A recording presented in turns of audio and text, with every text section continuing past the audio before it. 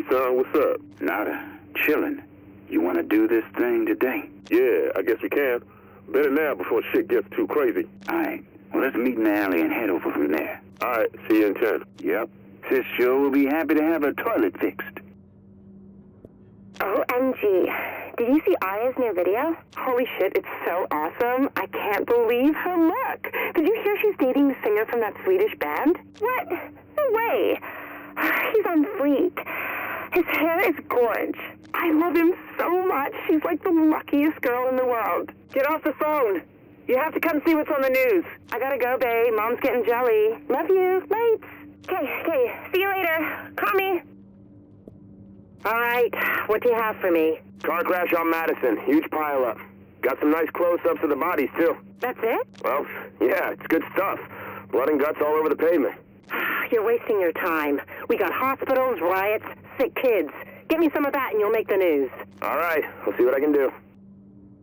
Can't answer right now, but please leave a message. Hi, honey. It's your mom. I just wanted to let you know we're in a cab on our way into the city now. I know we said we wouldn't, but your dad managed to find a really nice deal for a hotel. And we both just wanted to see you, what with everything that's going on. Traffic's a nightmare as usual, but seems a lot worse going out of the city on a Tuesday. Isn't that odd? Anyway, call us back as soon as you get this. We'll see you soon. Bye. Damn, these game things are expensive. What's a kid supposed to do with a $400 game box thing anyway? They need something good in their lives, babe. It's been a tough year. I know. Listen, how about you and me, we just give each other cards this year?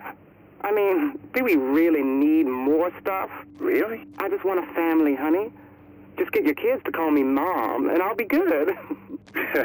I think you're going to be Janet for a long while. You don't think this console will do the trick? We'll see. Love you, sweet thing. You have to come. What's so great about this place? Oh my God, it's incredible. The whole club is like a hospital, and you sit in wheelchairs, and you drink out of IV tubes, and if you want snacks, they bring them to you in bedpans. With everyone getting that flu, it's like in the worst taste ever. Jesus, you're seriously no fun since you hooked up with Max. At least I'm not eating out of bedpans, bitch. Mwah. No, I'm not kidding. I'm sick to death of smelling other people's garbage and, I can't even stand on the subway anymore without some urban dance troupe gyrating in my face. And cabs? God, I might as well be driving a car myself. Oh, please. You know you love it here. Honey, you are here, and I love you. That's different. Yeah, he sneezed into my mouth. What? And you know what's weird? It wasn't even my worst date this week. Okay, now you have to come to Brew Place on Saturday. It's in Brooklyn. You learn to make your own craft beer. We're all going. Craft beer in Brooklyn, hipsters? Is this 2012? Navid is into you, big time. I'm putting you on the list. I bought the farm. Say what? Okay, I bought a farm. 40 acres out in Virginia. You're kidding. Right up in the Blue Ridge. It's mostly cleared with a little bit of woods out back, and there's a farmhouse. I'm gonna raise chickens.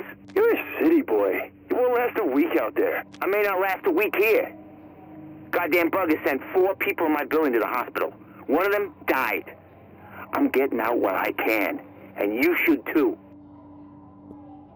Third Precinct, Detective Mercer speaking. I hear you're looking for me, Detective. Start the trace. Why are you calling me? Because I like to watch you run in circles. We're gonna catch you, pal. You better believe it. Run as fast as you can. You can't catch me. You trace that? Yeah. Phone's registered to some 15-year-old kid in Hackensack. Just another wannabe trying to get famous on someone else's kills. It gets old, man. Out of ham? How can I be out of ham for Christmas? No ham, no turkey, no meat. At least unspoiled. The woman said they'd have a delivery in 2 weeks. We could do a nut roast, I guess. Well, that doesn't sound very Christmassy. Chestnuts roasting on an open fire. Or at least an oven broiler. What's more Christmassy than that? Hey, what about hot dogs? We have some of those. We could cut them up into chunks, wrap them in biscuit dough from a tube, and call them pigs in a blanket. Hot dog chunks for Christmas dinner? Just like Santa intended. Come on, we can sell this. You know the kids will love it. Okay. Hot dog chunks it is. I'm dreaming of a chunky Christmas. Okay, people, listen up. I've been getting a lot of questions about this Directive 51 thing and the people with the orange wristwatches and with all the other crap we got going on. Nobody knows what the hell's going on. Well, today's your lucky day, because I'm going to give you the short version, and after this, no excuses. Right, so, first things first. Yes, we got to do it. Directive 51 comes right off the president's desk, which means it's totally on the up and up. Someone invokes it, you listen. What does it say? It says a lot of things, but the part that matters is this. Certain people are now authorized to do whatever the hell it takes to clean up the big messes. Nuclear, biological, chemical attacks, pandemics, giant monsters, that sort of thing. As you might have guessed, their current situation qualifies. They're called the Division, and they're being activated as we speak. How do you know who they are? Look for those damn orange circles. You see the glow, then you'll know. Who are these people? According to Directive 51, they're sleeper agents recruited from the civilian population to be activated only when the shit well and truly hits the fan, which, if you ask me, describes things pretty good. They're not military, they're not SEALs, they're not secret agents, they're people, coming from the people to help the people. They've been trained to maintain order and public safety in domestic environments under extreme circumstances, so people like us are able to do what we do best. They could be anyone. Your neighbor, your dentist, your wife, you name it. All that matters was that someone thought they could do the job when things went to shit. And when they got the call, they dropped whatever they were doing and they hit the streets, because that's the kind of people they are. And yeah, I'm about as happy about this as you are. Somebody in D.C., called the Strategic Homeland Division, didn't have a lot of faith in people like us. Then again, you look around, maybe planning for something like this was the right idea. Anyway, you meet a division agent, you offer them any and every bit of aid you can, because they're the ones who are supposed to help us get out of this mess. Look, I know we've been busting our butts, all of us, firemen, cops, animal control, you name it.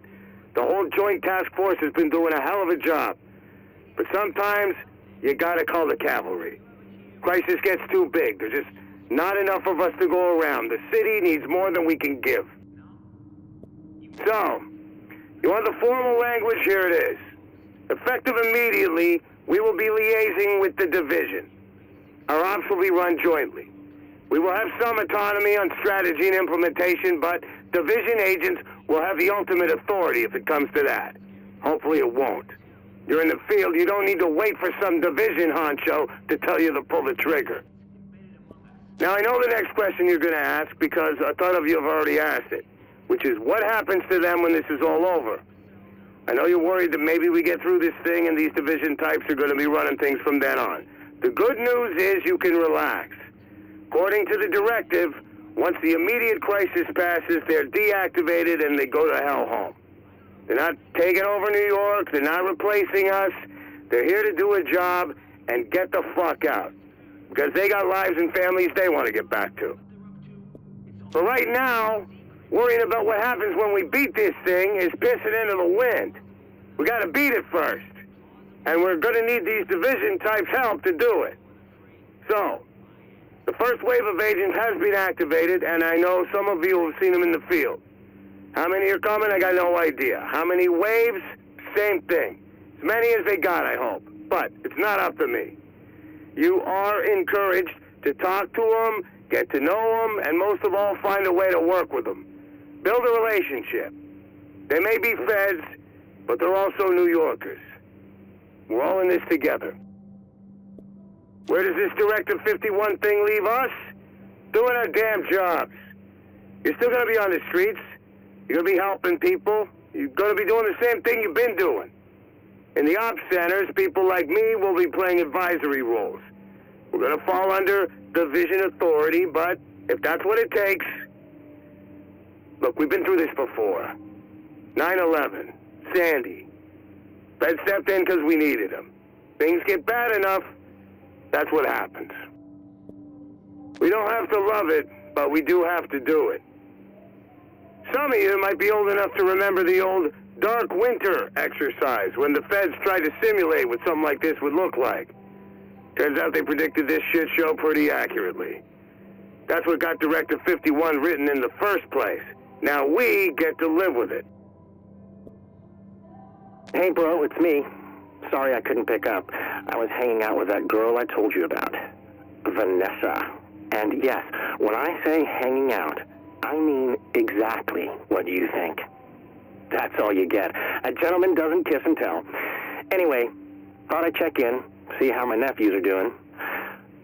Mom keeps leaving voice messages asking me when I'm coming home for the weekend. Can you please explain to her that busy college students have to spend weekends studying? She might actually buy it, coming from you. Gotta run to class. Call me back. Later. Hey, Dano, it's me. I know, but things got a little hectic. My social essay took longer than expected, and then Vanessa got sick, and, you know, I wanted to bring her chicken soup, stream Gosling movies with her and stuff, be the doting boyfriend. You gotta get into the city and meet her sometime soon, man. But not this week. She's still sick as a dog, and this thing seems to be going around. Wouldn't want you taking a bug home to the boys. Anyway, tell Mom I'm sorry, and I promise to get out to PA for the holidays, okay? You're the best. Later. Hey, Danny, it's me. You probably heard about what's going on. They're still saying flu, but I don't know. I took Vanessa into the ER again last night. It was bad. She had a fever of 103. She was hallucinating and, well, yeah. They kept her in this time. I'm not family, so they won't tell me anything. I don't think they know anything anyway. I'm still fine. Make sure you tell Mom. But it's getting weird. So many people are getting sick, the hospitals can't handle it.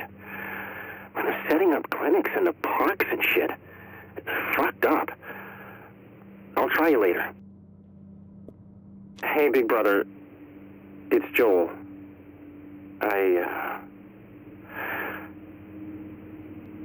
Vanessa died.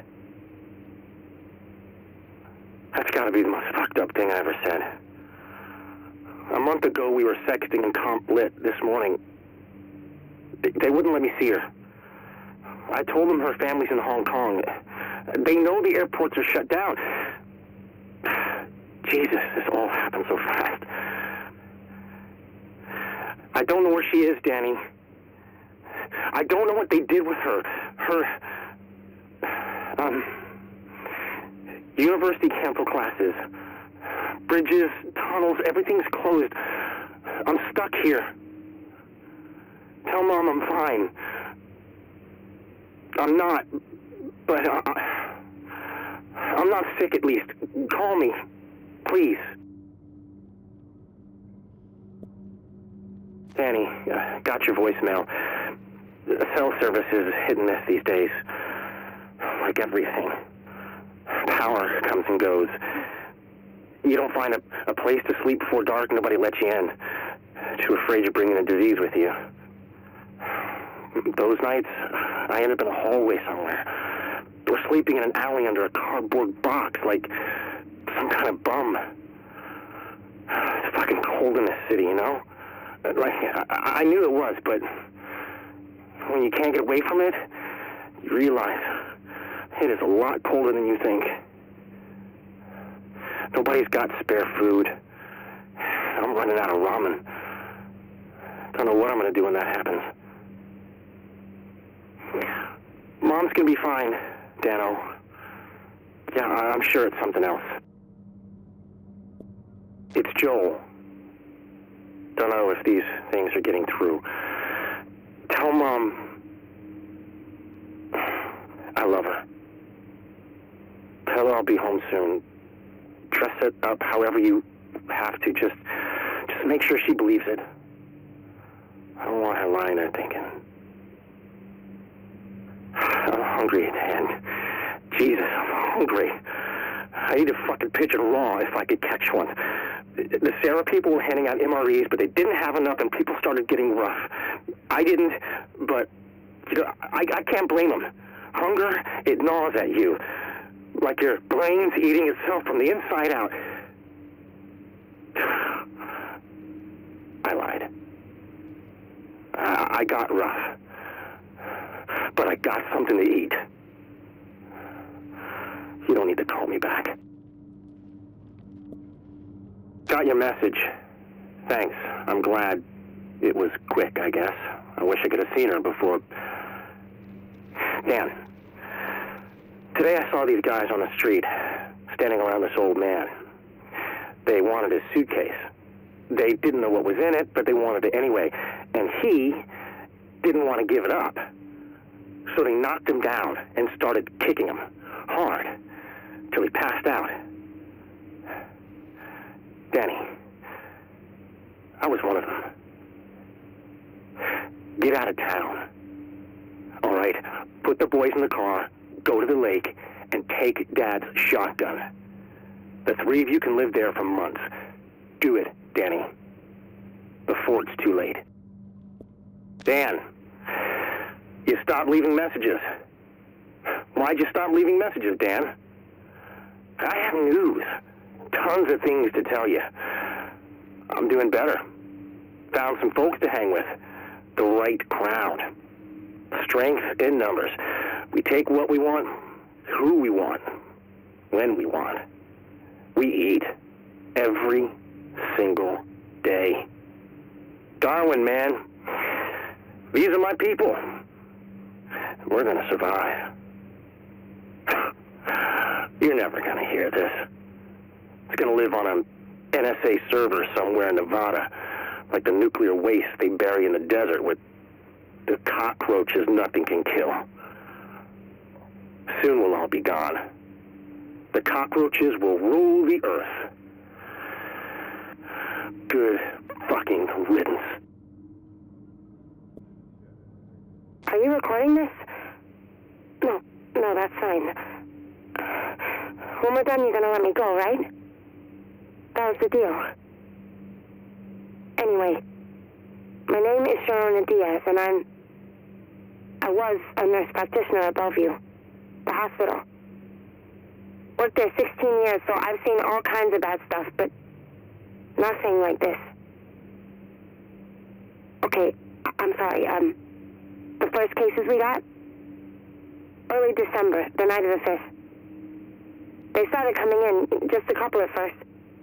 The symptoms they presented looked like flu, and that's what we thought it all was.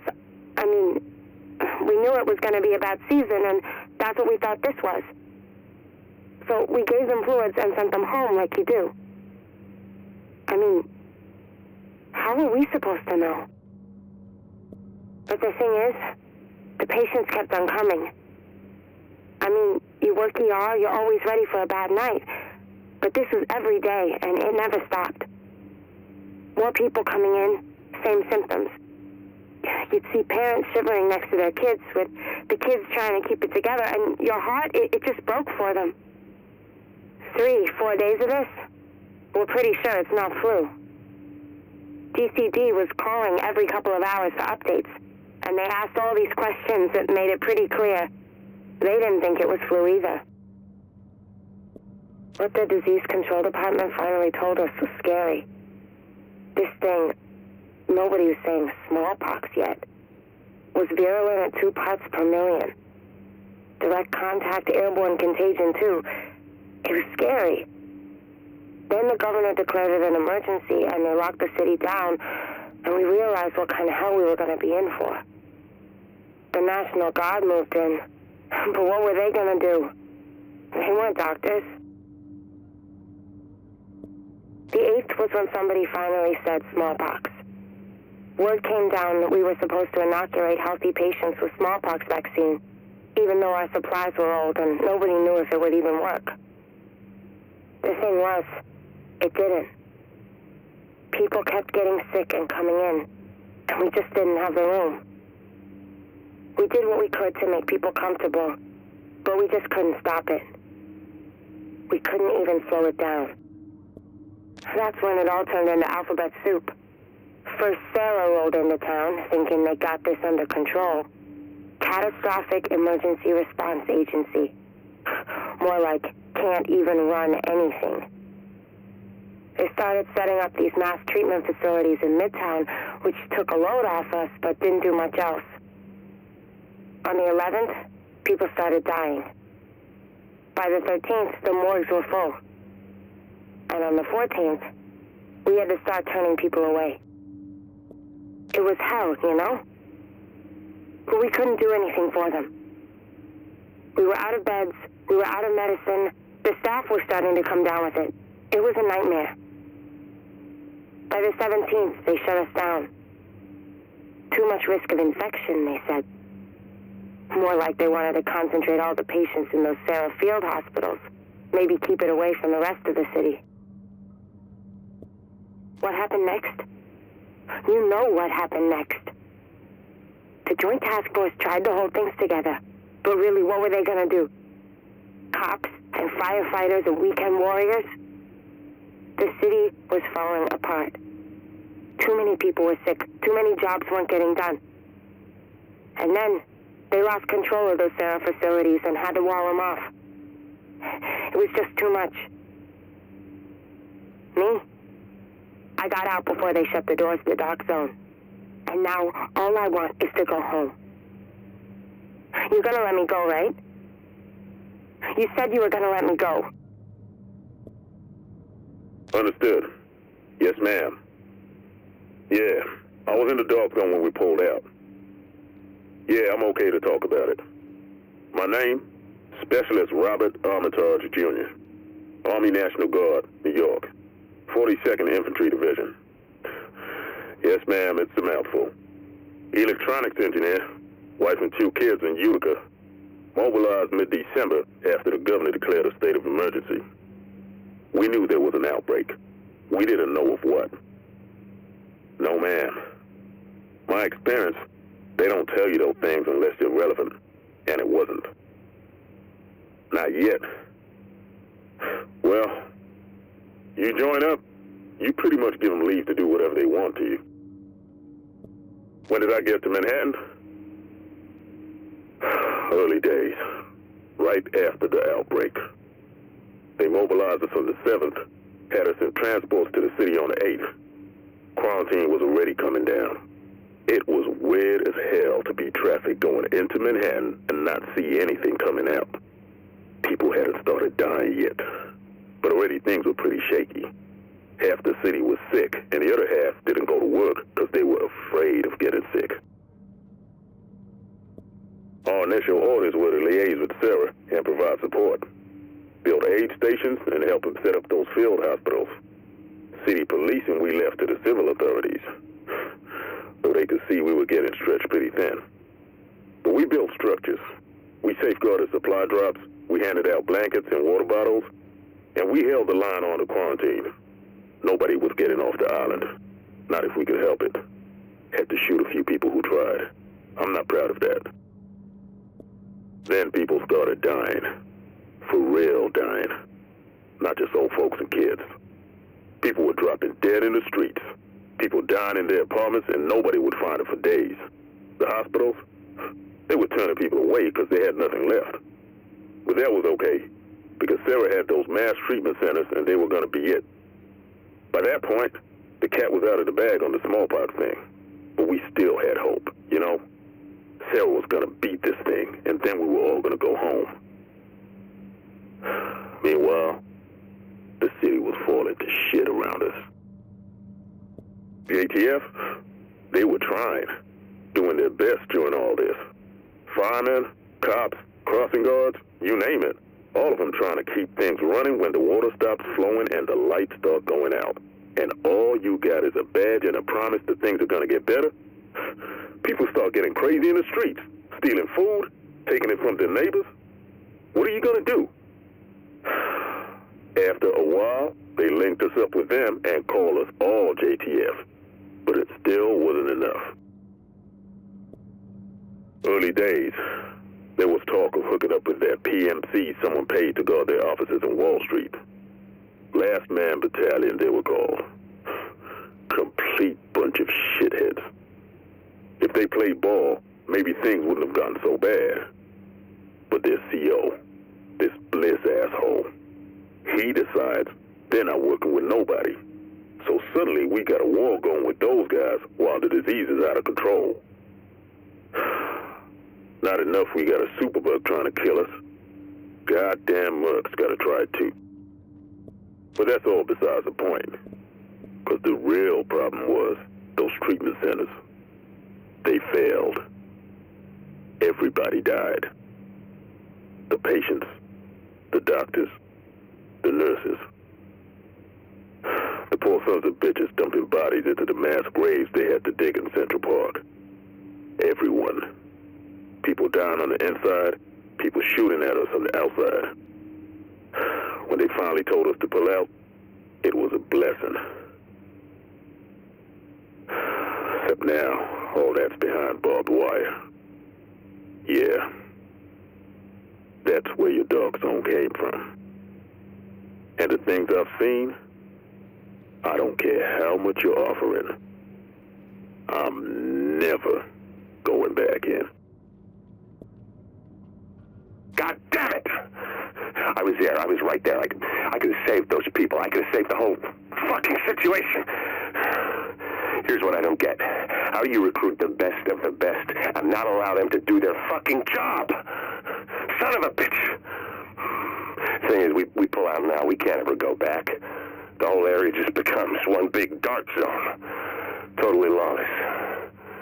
Jesus, we're letting them win. Stop it. Stop being a pussy. Get a fucking grip. Think, goddammit. Idiots. Motherfucking idiots. How dare they? How dare they? Okay.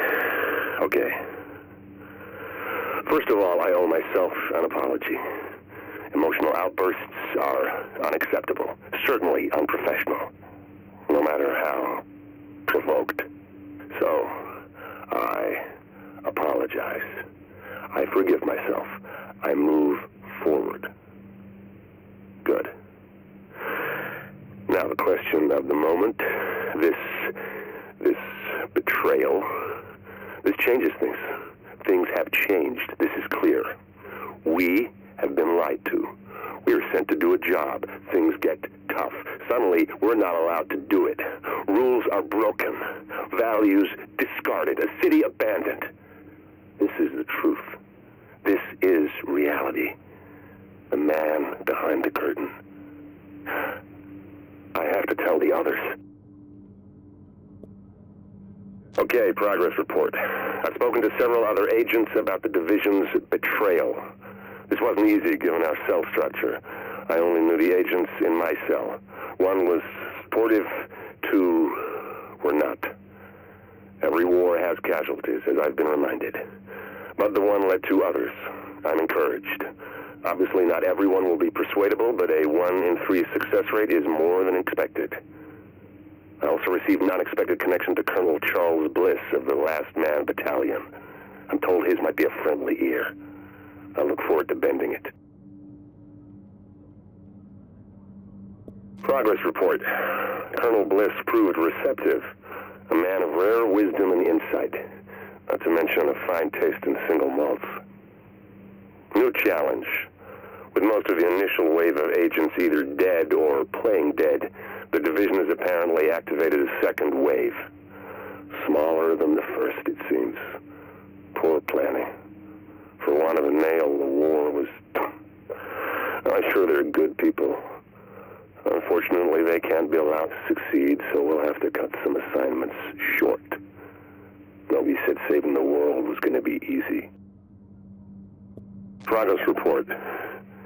It looks like the Last Man Battalion's the best bet, at least in the short term. I've set up a line of communication with Lieutenant Colonel Charles Bliss, and it's proving mutually beneficial. There's a certain overlap of viewpoints there, and some shared ambition. He's a man who has a vision for this godforsaken rock, one that I can work with. We've already collaborated on one operation in Brooklyn, but taking down a helicopter is just a first step. Let's see how far this can go. I've had an idea, and it's a good one. Let's think about the virus. What do we know? That it's similar to smallpox. Not smallpox, but similar, which means it's a designated variation. Smallpox is the base on which a designer made alterations. Now, live smallpox exists in only two places, DCD and Russia. The base virus had to come from one of them. DCD? I would have heard if their security had been breached. So, Russia. Now let's think about the designer. Are there virologists with connections to both New York and Russia? In fact, there are. Two. One's Russian, one's American. A little research tells me both were in New York on Black Friday. Thank you, Shade Tech. Let me rethink things a little. Did some more digging into our two virologists, specifically their work. That's where things got interesting. Now, if I'm reading Chernenko's abstracts right, there was no need to steal the smallpox, not when it had already been decoded and digitalized and set up to be tucked into an email like any other attachment. And that digital genome was just sitting there, waiting for someone with the right know-how and the right equipment and the right imagination to make it live. This version of New York is just a start. The possibilities are endless. Is there a limit to what can be done? Let's find out.